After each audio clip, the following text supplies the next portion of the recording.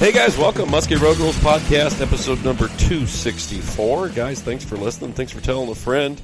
You know, guys, we've been doing these for a long time.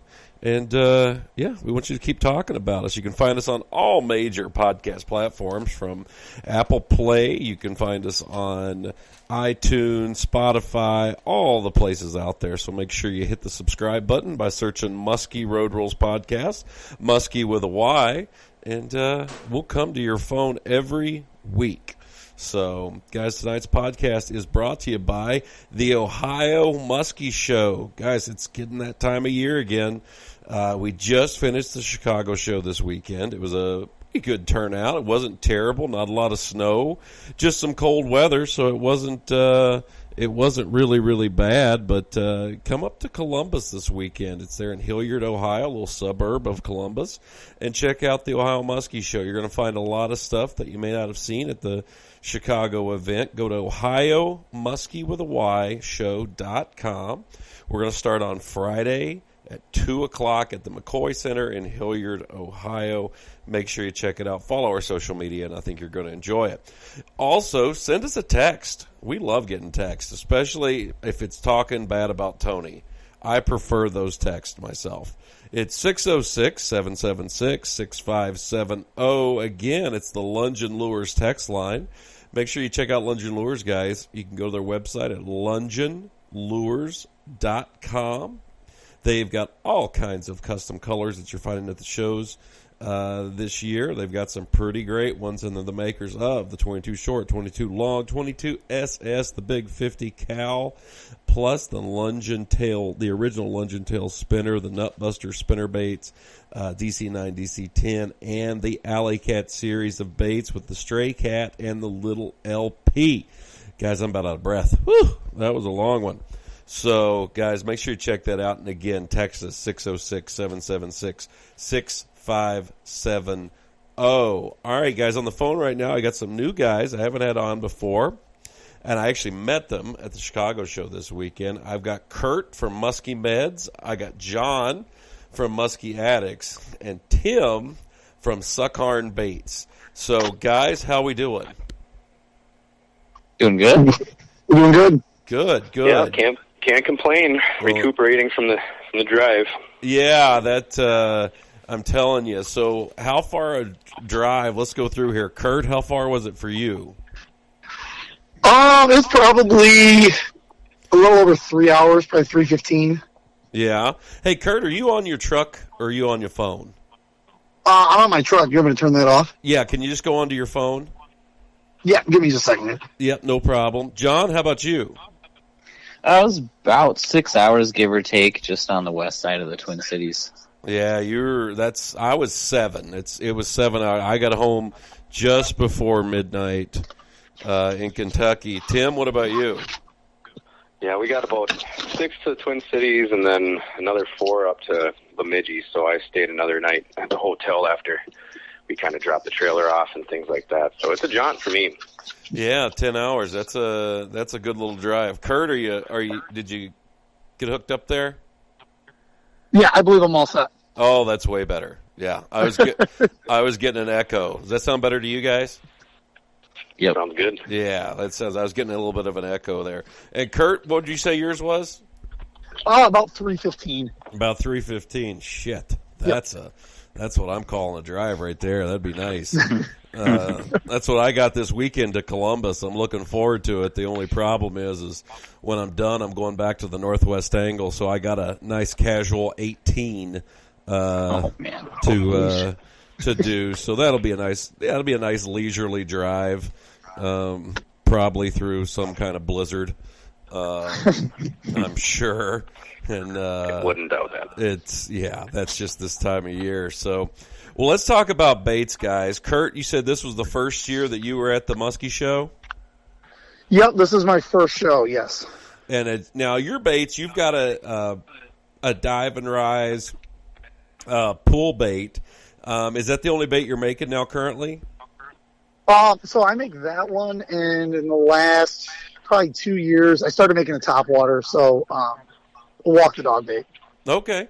So what? Let's talk about what's the name of your jerk bait? It's actually called the speculum. Speculum. That is Yeah, quite, see, okay, that is quite a mouthful. Yeah. That I love it. wow. So Okay. I guess if you don't know, it's a gynecologist tool. Yes. Yes. So yeah, it's called the speculum. It's about 10, I think it's like 10 and a quarter inches long. It's made of cedar. I make my own eyeballs. I seal it with Brotherhood bait sealer. So, yeah, that's kind of it. Nice. What's the topwater called? Pap smear? No, actually, it's called the missionary. Oh. Well, there you go. So it's the missionary. I didn't have any at the show, but it's basically a walk the dog bait, kind of like a juiced up Weagle. Okay. And I have the same eyeballs that I make in my diving rise baits. I put on my topwater baits. They just lay up and down instead of side to side, so it looks like the bait's on its side. Ah, gotcha. All right. Yep. Yeah, That's cool. and your dive and rise was pretty cool. We'll come back to it. Let's John, what kind of stuff's you've been coming, you said, since about 2020, and now you and Tim share a booth, right? Yeah, yep, we do. Okay, is that because you're friends, or you lost a bet, or Well, I wish there was a really funny story behind it, because that'd be more interesting. But yeah, we're just buddies, good friends. We kind of came up building at the same time and bouncing ideas off of each other. And well, how did you guys meet? Did you meet fishing, or yeah, met through some mutual friends. Oh, fishing Tinder, right? No, yeah, I'm just kidding. Exactly. Angle Tinder. I talked about that last week. I did. A lot of stretch marks, a lot of scars, a lot of speculums. Oh no. So yeah, we just met through fishermen. There's a lot of networking over here in the Minnesota area, and so we met through mutual friends and fished together and kind of started building at the same time, and it just kind of all made sense, I guess, if you will. Sure.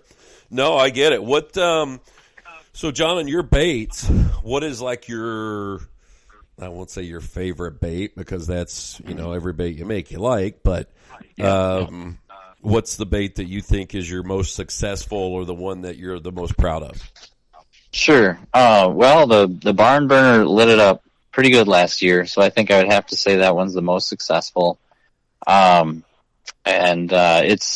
funny story behind that one is I was very close to just giving up on it.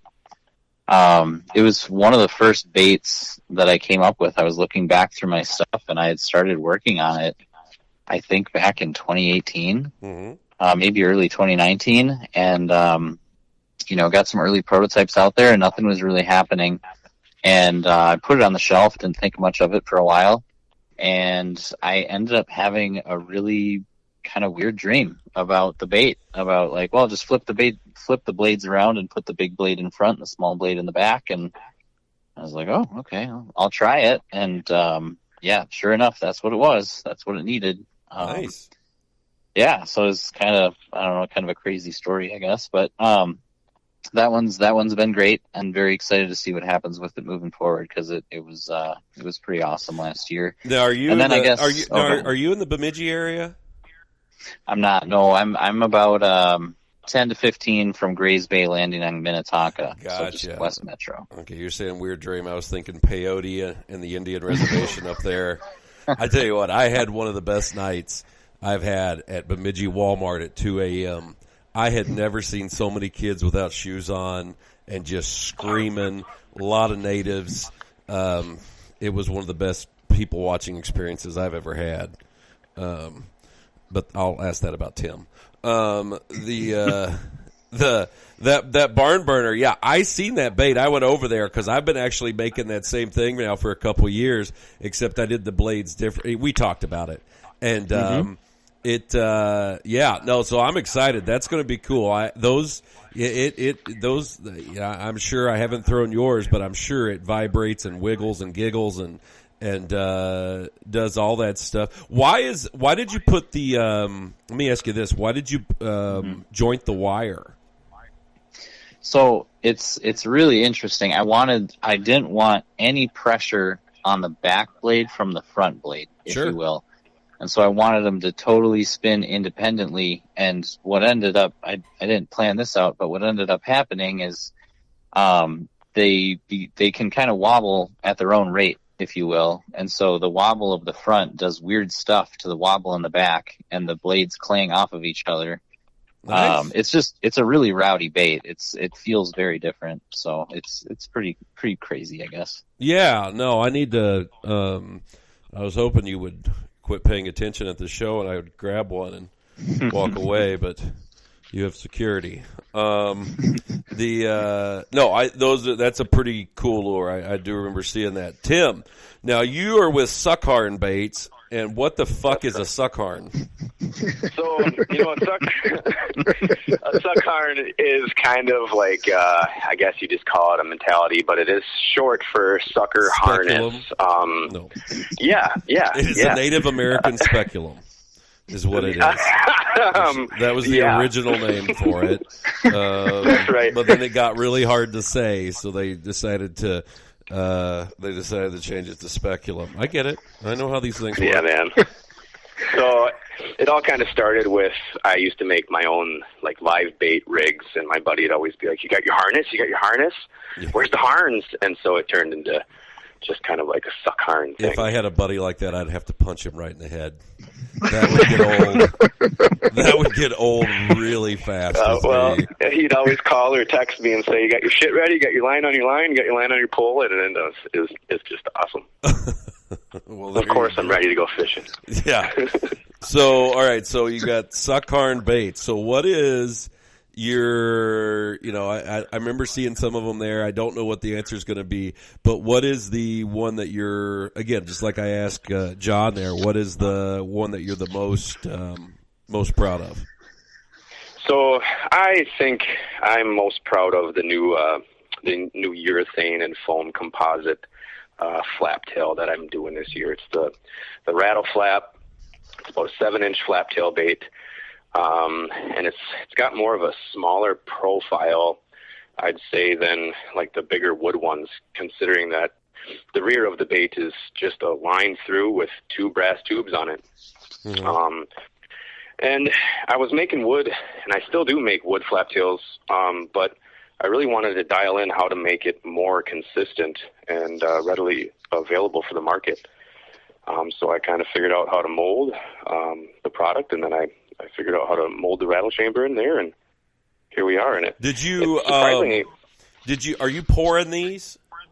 I am. Yep. Yeah, that. God, I've poured a lot of baits in my time. That can be a pain in the ass, can it? It can, but honestly, I'm enjoying it more than I was turning the pine on the lathe. Oh God, yes. Okay, now I understand what kind of torture you were in. Yes. Yeah. And I mean, I love the woodworking aspect of it too, because I make the big 14-inch and the 7-inch jerk baits. But boy, when I came across this, when I figured out I could just mold this lure, it really wasn't that much of a time suck as the wooden baits were. No. Are you using? Did you make like what was I going to say? Silicone molds for it, or did you do aluminum or? Yeah, right now I'm using like a high density platinum mold, silicone mold. Yep. Yeah. And it's working really good. I'd like to find something a bit denser, and then hopefully I can move to aluminum someday if I win the lotto. Yeah. No, aluminum molds are expensive, man. I made one and for a bait that let's just say it didn't do so well. And now I just have I have something really cool to like hold books on a shelf if I want somebody to read me something. Yeah, you got a sweet looking bookend. Yeah, exactly. I was like, you see that there? That was not fucking cheap. No, I get it. Now the pourable stuff. Are you just doing the mix 2-part? Yep. So with the urethane, it's a 2-part, and then I'm using a 2-part high density foam as well. Mm-hmm. So the idea was to kind of use the 2-part the hard plastic urethane, I guess, as the keel for it, and then use that foam to kind of make it float doubly. But needing the extra, I guess, I needed to put that line through and make sure it wouldn't rip out of that foam, so everything's buried in the plastic portion. Sure. No, I get it. I've poured a lot of stuff, and I've made some really stupid stuff and some stuff that actually worked good. But it takes a little while to get the right, to dial in the A and B parts that you want to put in there, on how you want to do it and everything. But no, that's a fun part of it. So I'm going to go through here and ask you guys all this. Kurt, what got you into making baits? I mean, what was the idea behind Musky Meds? I mean, where did that name come from? Or are you a doctor? Do you know a doctor? No. Is your wife a doctor? Well, my wife is actually a nurse, but we kind of joked around and came up with it prior. I kind of just got bored. I don't want to say like bored fishing, but looking for something else, a different way to expand on musky fishing, and just kind of came up with that. I think I drew dots on a Medusa one time, and I hit a fish, and I thought I was the man. So I was like, well, this could be even cooler, like if I didn't just draw on this with a marker. So, yep. So I was friends with Tom Stinson. I don't know if you know of him, but he's a really, really good painter of lures, and I made a phone call to him, and he kind of walked me through some stuff and gave me some ideas of what to do, what not to do, to shorten the learning curve, because there's a lot of different ways that you can mess everything up. I have. Yeah, I've done a lot of it too, but once I kind of talked to him, I made some stuff. Most of it didn't work. I got that stuff to a couple buddies. They messed with it. And we came up with a 7-inch bait, and that kind of turned into the 10-inch bait. And probably the first time I really threw that, I think we saw about 10 fish on it. They didn't all obviously eat, but, and then I kind of thought, hey, maybe we have something. So kind of went from there and ran with it, went over to my buddy Michael Sweeney's house, and he showed me how to foil, make eyeballs, do all sorts of stuff. And basically from there, just gave baits to guys and had a good group of friends that would actually throw stuff, even if it looked dumb. And they start catching fish. So kind of just been playing with it ever since. Yeah, no, I get it. When I first made the Dying Dog, I called it Fugly. That was its name for the first year. Was Fugly, and awesome. Let me tell you, it fit, because that thing was not pretty. But with your baits, you got your jerk bait there. I noticed it doesn't have you don't have the metal tail, you don't do anything like that. Yours is just for the depth comes from your weight system that you make for it. A screw-in system, so you can really play with that, and plus you've got that angled head on it that'll also help it dig. The reason it caught my eye is I was wanting something that I could get down deeper. It looks like something I might be able to get down deeper and maybe get it to hang a little bit in some areas. And I also want to play with the tail some by putting on some trying some different things on the back hook that I've done in the past too, that I think might actually look pretty cool to it. Who's painting yours? Are you painting those? Yeah, I'm painting them all myself. God, see, I am a horrible painter. I have told everybody it looks like literally all the baits I've ever made look like I spray painted a queef. It does not. It's the worst looking thing you have ever seen. I am bad. I'm a rattle can guy. That's orange. That looks good. I told Quintano one time out on St. Clair, I paint ishes, perch-ish, shad-ish. Yeah, I'm an ish painter. But no, your paint jobs looked really, really good, and looks like you're putting. Or how many times are you spinning those on like an epoxy deal? So I run True Coat on all my stuff. I seal, then epoxy, then run like 3 or 4 more coats. And then I have a wheel and everything like that. Another thing that I'm not good at. I was good. I was good at hanging and just letting it drip, typically in the floor. You talk about messing stuff up. I think I've messed up epoxy about every way that you can. So don't feel bad because you can do a lot of dropping them on the floor and stuff. Oh yeah, no, mine were terrible. I've never, I've never claimed to be a good painter by any means. I'm just happy if the color got on it somehow. The John, with your baits there, the blades. What got you going with Musky Addicts? How did you come about making baits, and what got you going there? Sure. So I started out just as an apparel company, and there's some other sidetracks there that I'm going to get into right now. But I was a number of years ago. I was fishing with a good friend of mine, Dave Halverson. And we were kind of talking about bait ideas and throwing them around, and neither of us had built anything ever. And one of our baits got fouled up real strange with weeds, and it started doing something real crazy. And I was like, wow, it'd be cool if you could make the bait do that every time. And I was a goner from that point on. I was like, yep, I'm going to figure this out one way or another.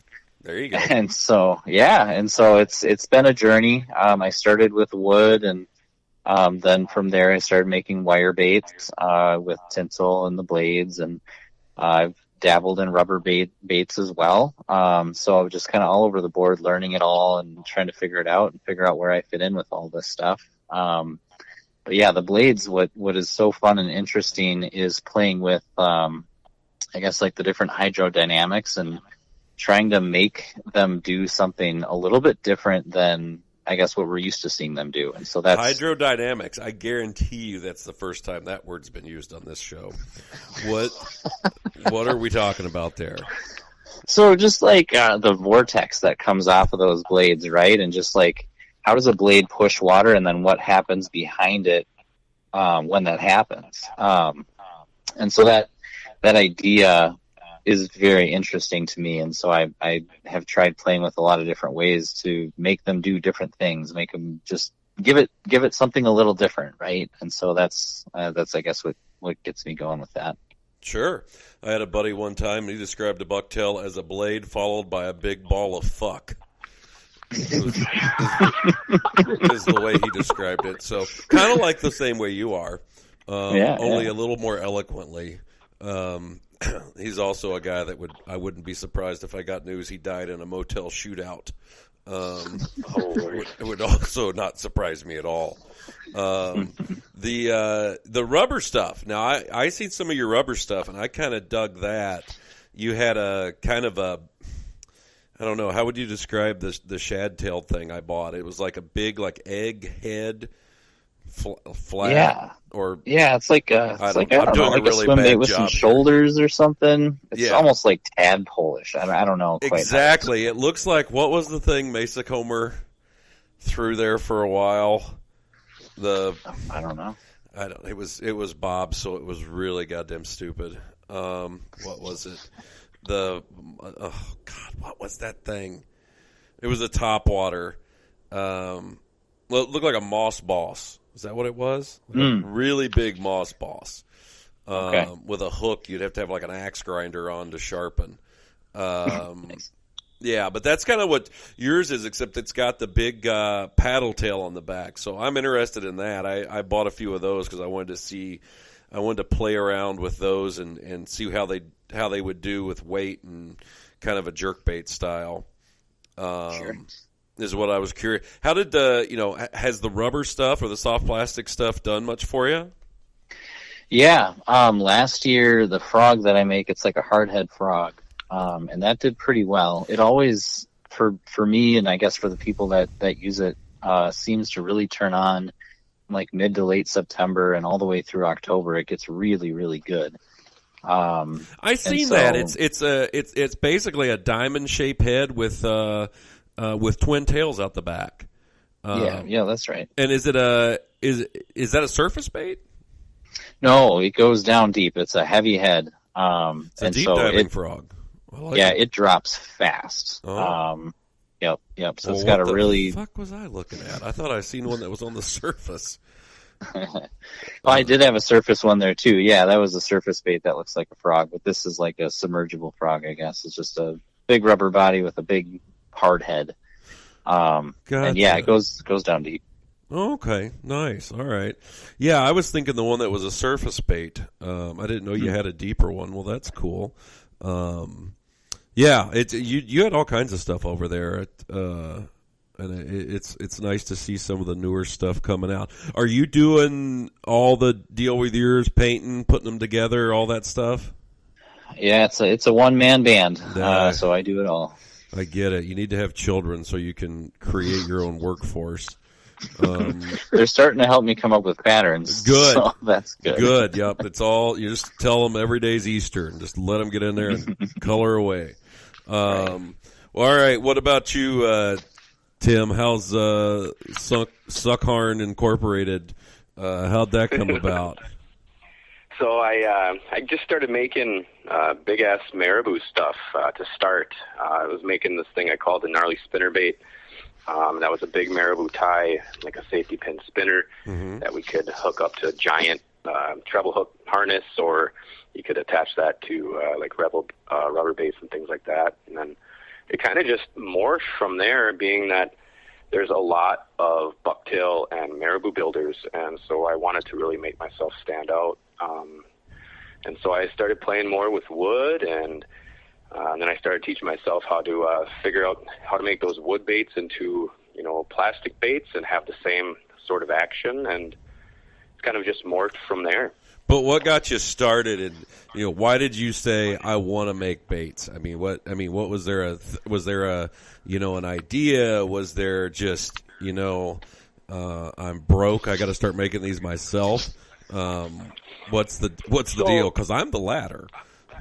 I've always been a tinkerer, and I just wasn't really liking what was on the market. And I thought, I don't want to sound pompous, but I said I can make something better, and I can make things that catch too. And so, here I am.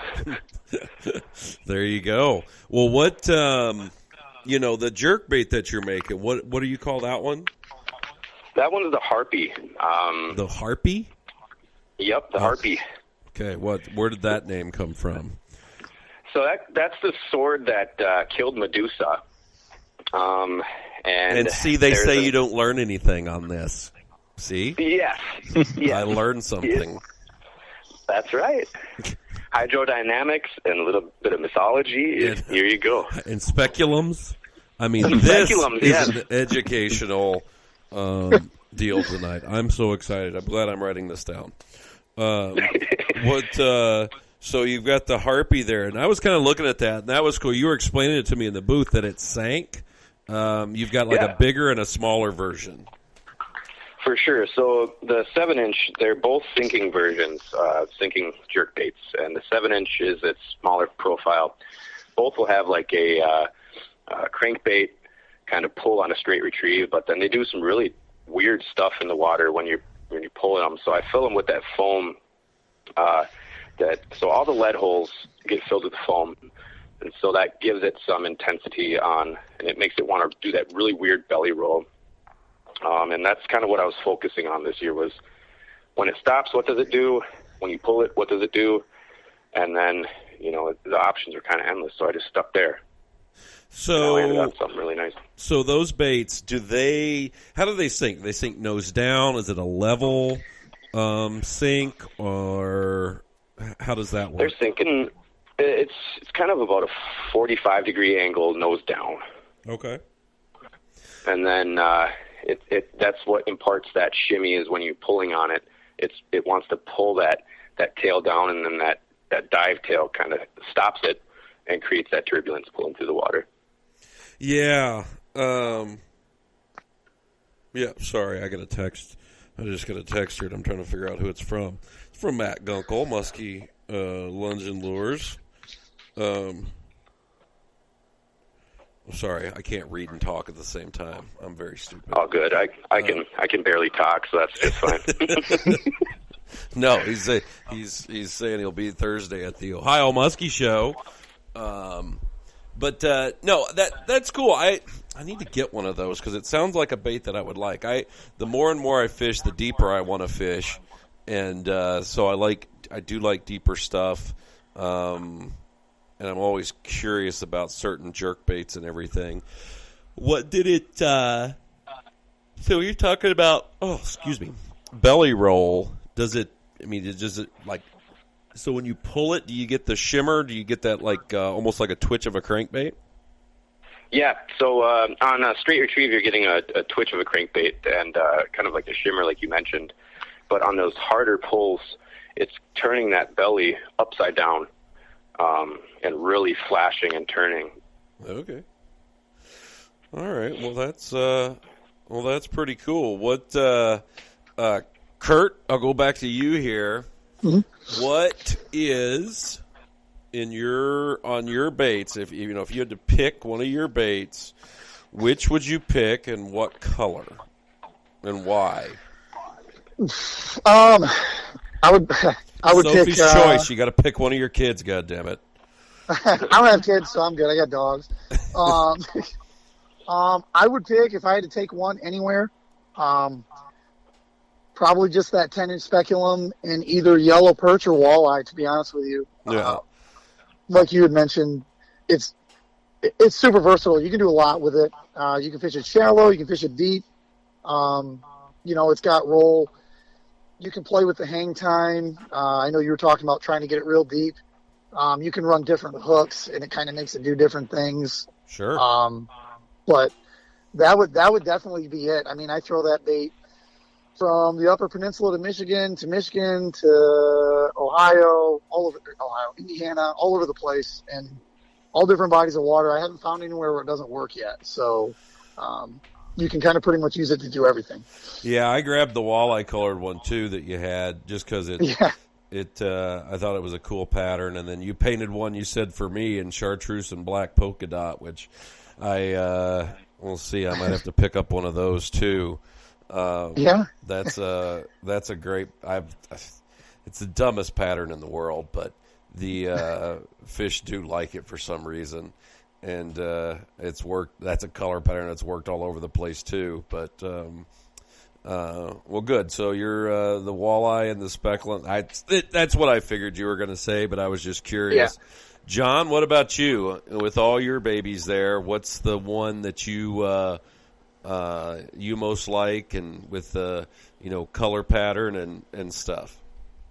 Sure. Well, I mean, I'm going to be a little cliche probably, but I like a dark skirt on my blades, so like black or black with a little something going on, like black and orange and green or something like that, like a black tiger, that kind of thing. And then maybe, I like tipped blades. I like the effect that they have. There's something about it that I just like a lot. So nickel with chartreuse or black nickel and lime, kind of some different things like that. So I like contrast. I think that's what I typically lean on for my confidence colors. And then I guess honestly the same would go for just about any bait for me. Yeah. So do you notice, let me ask you this, do you notice the blades that are painted spin different than the blades that are like silver, copper? Oh, for sure. Yeah. Especially if you're talking about like a fully powder coated blade. Yeah. It's almost like you're gauging up, right? So if you're using like a .025 and then you powder coat it nice and thoroughly, I don't know if it's technically a .040, but it's not a .025 anymore. It's thicker. They spin differently. Yeah, they definitely do. And I noticed that in just, in all the years of playing around with bucktails and, screwing up and stuff. It really, and when you're making baits or trying to put something together, you kind of got to be conscious of that, because sometimes that'll screw the whole deal up. Where it'll work with two nickel blades or two shiny blades, let's say, and then if you put a painted blade and a shiny blade there, it doesn't work. Yep. And I found that out, and it's something I don't think people realize, that just just the paint job on the blade, what kind of paint it is will affect the way that it spins. So I always I do like to mention that sometimes to people because it, I didn't think it made a difference, and whew, boy, I was an idiot. But have you with your soft plastics, you've got a spinner bait, right? Too, that's got the double tail in the back. Yep, I do. What is that? Just something that how long have you had that guy? The big one is the one that we were talking about earlier. It's like a 10-inch rubber bait, and then you can put a spinner arm on the front of it. And that was new to the market last year, so it's still pretty relatively new to the scene. What's its name? That's the Tempest. The Tempest. It's just a big frog bait. Yeah. I love these names. And then I just made the small version of it for this year as kind of like a counterpart because it's big. It's a big bait. Sure. And kind of the idea with that was to try and go after the rusty crayfish. Sure. Just because that's really taken over in so many spots. And I was kind of looking up like, all right, well, about how big is a rusty crayfish and things like that. And it all matched up. So I went with that. Mm-hmm. No, I get it. It makes sense. All right, Tim, what was, same question to you. What are you reaching for? Black and black. Oh my gosh. You give me a black bait, any black bait of mine, and I'm going to hand it to you. And then you put a little bit of glitter on it, and then I'm in pea heaven, man. That's where it's at. You're in a strip club in the South End of Gary. Yes. That's right. I'm up and I'm pulling the phone out, pulling out the Res Tinder or whatever you're calling it. Yes. That's right. We ended up one time, we were at, we were in Gary, Indiana, and I was with Tony, Stella, I can't remember. I don't know if I'm not even going to say who else was with us. And we decided anytime that there's a strip club in the parking lot of your hotel, you're not staying at the nicest places. And it's more than once. Well, I've stayed at those establishments. And I just remember going over there, and that was I had never seen so many bullet scars in my life as I did in that strip club. But it just reminded me when you said black and glitter. I was like, yep, it takes me back. Word. It takes me back to a Gary, Indiana strip club. Oh man! But no, so you're fishing the Bemidji area, aren't you? That's right. Yep. We're just up here in the northeast corner of Bemidji. Sure. Now, do you fish like all the lakes in that area, or? So mostly I fish cast chain. There's a couple of other smaller lakes that I kind of want to keep private, but yeah, definitely a lot of cast chain.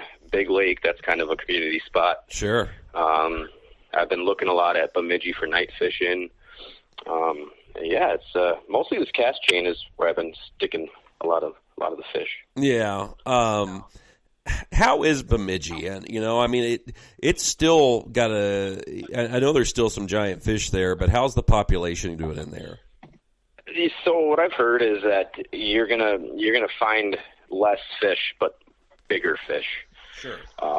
And I don't know if it's because they're gone or if they're just spending more time moving through the system or what it is, because there's still weeds out there, and they have spots to call home. So.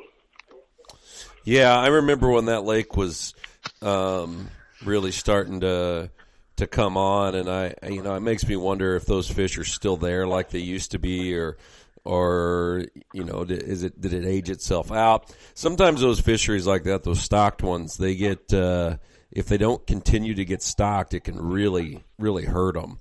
So right. I was just I don't know. I was just kind of curious. I didn't know what the situation was up there. And Kurt, you fish all over Michigan, don't you? Yeah. I'm pretty ADD, so I kind of like to go everywhere. Sure. But yeah, Michigan, and we have inland lakes. There's obviously Lake St. Clair, about 2.5 hours. Speaking of black there. glitter, yes. Yes. But yeah, about 2.5 hours from Clare, and then like I said, we go to the UP a couple times a year. There's some rivers up there and some other bigger water opportunities. I try to go as many places as we can. We went to Green Bay this year. How was that? It was cool. I think this is the second time we went over, and I think my buddy got a 48.5 that was pretty fat. So nice. How was that compared to like waters that you've fished? Maybe more locally to you. Well, it's way different. Most of our inland lakes are smaller. So obviously Green Bay is, basically Lake Michigan. So, it sets up differently. Obviously people who fish Green Bay know, it's very different from Clare too.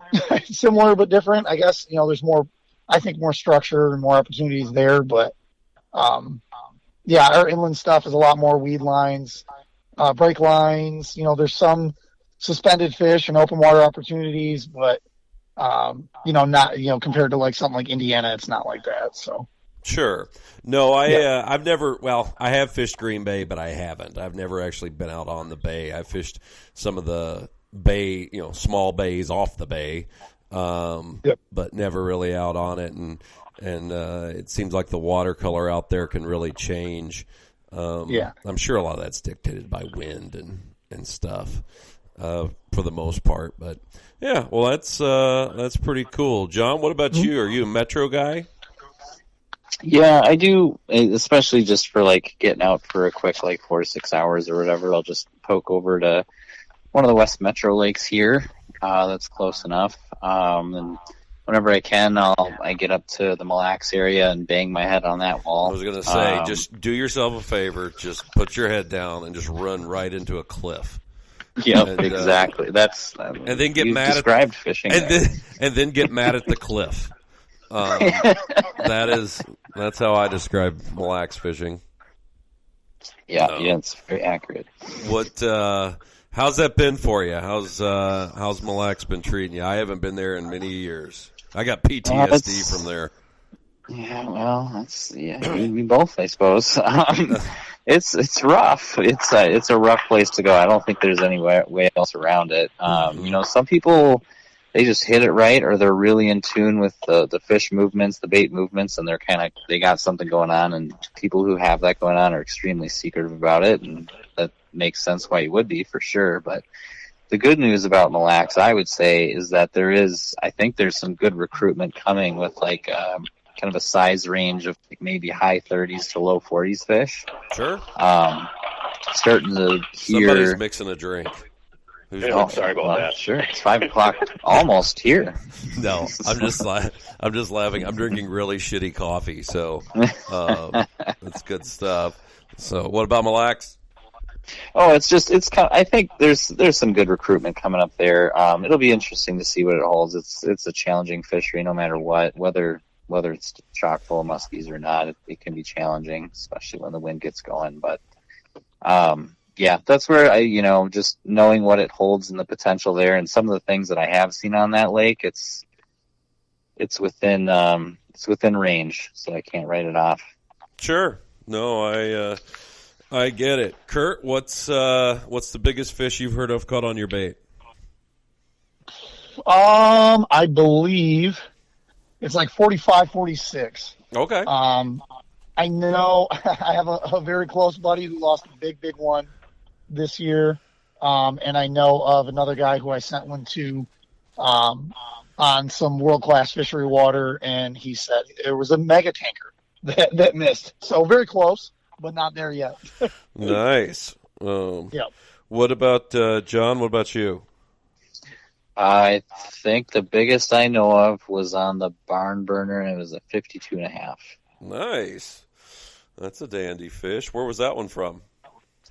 Bemidji area. Nice. Okay. Did you catch it, or did Tim catch it? No. Well, yeah, I think he sucks too.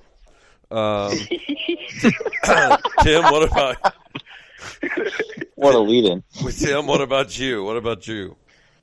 This year, a client got 50 and some change on the mega flap tail that I make. Nice. Yeah, I kind of didn't really divulge too much info on that, but that one's the bigger version of the pine flaptails that I'm turning. Okay, was that up in your area there? Yeah, I think that one was in western Minnesota. Western Minnesota area. Nice. I probably know of that western Minnesota area. I think you do. What? All right, we'll go through here again. We'll cut her off here soon, guys. Kurt, what got you into besides your baits? What was the bait that kind of got you going? Just like building or just fishing in general? Just fishing in general. What? I mean, you started making your own bait. I know those are yours, but Yep. to get you going, was it was it throwing dogs? Was it throwing jerk? What was it? Yeah, no, it was. I probably would say it was Twitch baits. Okay. I don't know if you remember. They're made by B&N now, but they were the Talons Little Claws. Yeah. Oh yeah, I know. So B&N's a sponsor of ours. They make really nice baits. They'll be at the Ohio Musky Show, fellas. Get your ass there. But yeah, those were the baits that really got me into it. I knew Mike, who used to make the baits, and he wouldn't let you buy them without coming over to his house and hanging out with you for a half hour and showing you and everything. So it was kind of an eye-opening experience to talk to somebody who was so much older and knew so much more. And obviously you're going to want to throw his stuff if that's the case, and that's how it worked out. That's how they also explain the deal on Catch a Predator. Hey, little boy, want some candy? He was cool. Yeah, good. I'm glad. What about you? What about you, John? I think what really intrigued me and opened me up to the bait building world was when Lake X caught hype and got real big with the Fat Bastard. And I remember kind of jumping in on it. It was the first time that hold on a second. Hold on a second here, John. You're getting a little underwatery sounding. Everybody else hearing that? Oh, yep. Okay, John, say something again. Can you hear me now? I don't. Did you move or something? I just stood up really quick. I'm going to sit back down right where I was. Any better? Here, let me go to Tim here and see if we'll see if yours fixes itself. Tim, what about you? Sure. I'd say it was the mini Medusa that really turned me on. It was a surprise fish, and it was the biggest fish I ever caught, and I kind of wanted to duplicate that over and over and over again. So that's what really gave me the drive. Nice. Mini Medusa, what made you throw that? Oh, it was like I was all about the Medusas. I still kind of am all about the Medusas. And we was, I think, probably 6-7 years ago, was getting, my feet wet in the musky scene, and it was a popular bait, so I just strapped her on and wasn't paying attention. Next thing you know, it was a giant on the end of the line. Oh wow! How big a fish was it? 52 1/4. Jesus, I must have wanted a snack. Yeah. Yes. Yeah. That's a big old fish for a little bitty bait. That's right, man, and that's the one that really got the wheels turning, and it was probably the worst release I've ever had on a fish either. So we're not going to go into that. Oh well, I've had some of my boat. It looked like Gronk throwing the football down. It was silly because that lure is so small. It was all the way, and I mean all the way in there.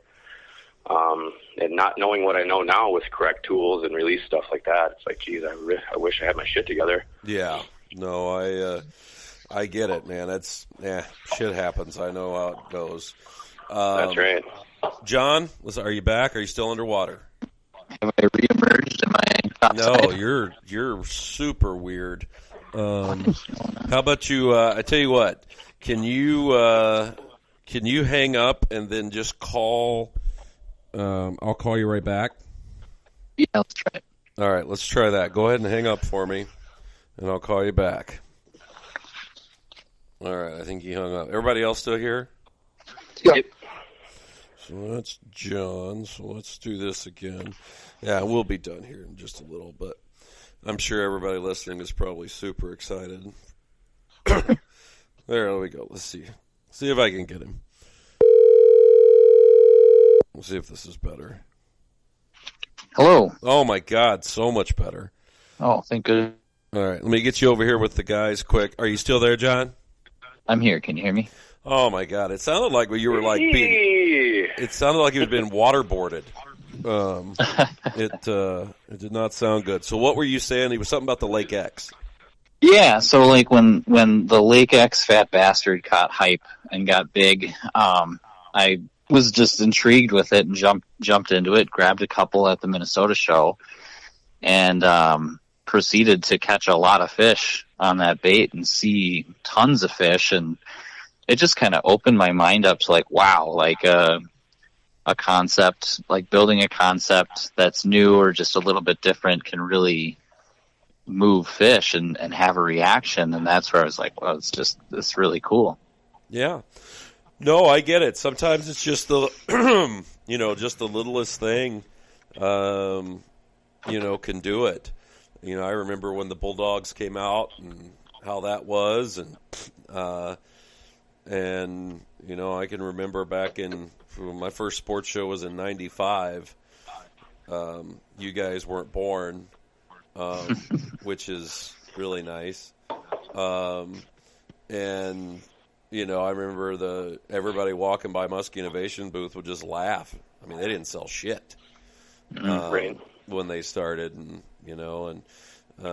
Cowgirls, I remember that when that thing got going in 05, and I mean, it just, it's pretty amazing, kind of how just little things can change and do stuff. And, I'm a big believer in the little things and stuff that you can do with baits, and, love seeing guys make baits and love seeing guys put their own twist on it. It's one of the reasons why I wanted to have you guys on here, because I think it's neat and important to promote bait building and stuff to do. And, just because it doesn't, I'm sure your guys' first baits were not probably the prettiest. No. I mean, I think that's the way it all goes, and not for people not to get discouraged that, the failure's a pretty good teacher. So don't worry if it doesn't work, because, I mean, I got plenty of shit that don't work. But that's part of the game when it comes to it. So we'll close her down here, guys. Kurt, how can somebody get a hold of you if they want some of your baits? What is the best way to do that? Right now the best way would probably be to check out the Facebook page, which is just Musky Meds LLC. Shoot me a message on there. I don't build a ton. I mean, I only build when I'm not fishing, so it's pretty much winter time.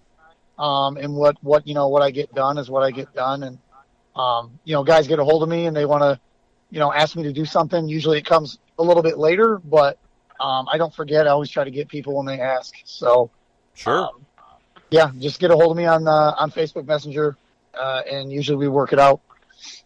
All right, John, what about you? For people on social media, Facebook and Instagram are great. I try to be as responsive as I can on there. And then I also have muskyaddicts.com, and I've got an e-com shop set up there, so feel free to browse what I've got available. All right, and then Tim. Yep, I'm also on the Facebook and the Instagrams, and then you can shoot me an email at sukharnbaitco@gmail.com, or you can find our baits and apparel on Sukharn, www.sukharnbaitco.com. I'm guessing it wasn't hard to find to get that domain name. Nope, I only had to put it in once. Exactly. So you didn't have to do the Sukharn.org or Sukharn.ca or anything? None of that garbage. All it's all right. about the Suck harness. The original Sukharn. That's right. Oh, well, all right, guys. Hey, I do appreciate you coming on here with me. I had a good time. Guys, if you're listening, make sure you go and check these guys' stuff out. It was pretty cool at the show. They had some nice stuff there. Maybe you'll find something that you'll want to fish this year, and it might be a good. You never know. It might find your next favorite bait. And like I said, guys, the Ohio Muskie Show is this weekend. Make sure you come by to Hilliard, Ohio. We're going to have a lot more bait makers like these guys there, where you can pick you up some stuff that hopefully will be the best, the best bait for you this year. So, guys, I'm out of here. Thanks for coming on, and I do appreciate it. And I will talk to you guys later. All right, thanks, Greg. Tom.